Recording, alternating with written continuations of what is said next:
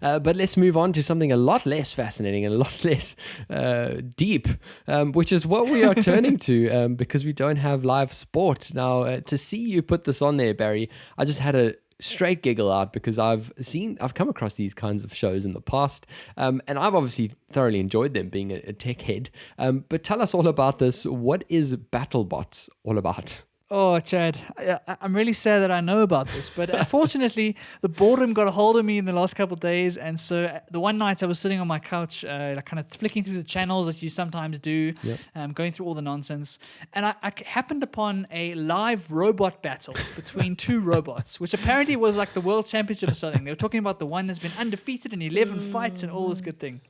Basically what happens is that these two teams of roboticists go behind like a little booth, and they've got these killer robots in the arena, and they've got saws on them, they've got flamethrowers, they've got all sorts of stuff, right? And the whole idea is that these robots fight against each other. They've got the joysticks in the little booth, and they fight, and the goal is to try and stop the other robot. If you can get them to stay still for, I think, 10 seconds, then you win the fight. And so it legit is a proper fighting battle. There's a huge arena. There's lots of people in the crowd. They're screaming the names. There's a professional commentator. There's like a Bruce Buffer type. And now in the blue corner comes yada, yada, yada. It's a whole thing. And I was amazed by this. I found it very amusing, very light-hearted entertainment. And I couldn't believe it was so professionally done, Chad.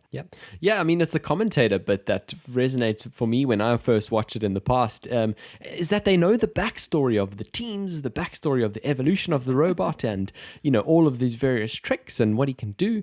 And yeah, I mean, that's just so fun to watch. As you say, a full production, and I'm sure getting a lot more hits and a lot more hours watched now that there's not any sport going on, but soon that'll be changing soon.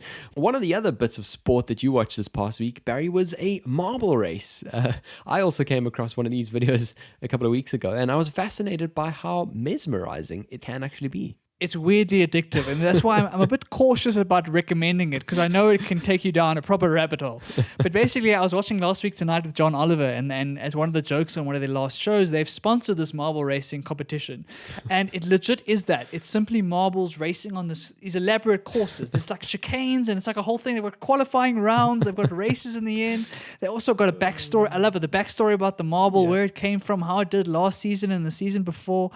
It really is a whole production. And I promise you, if you watch one of them, you end up watching a whole bunch, which is really terrifying because you could spend a lot of time watching marbles, Chad. Oh man, so random. But definitely do go and check it out just for the laugh. I'm sure on our Instagram page we'll post 1 or 2 videos, hoping not to keep you there for too long.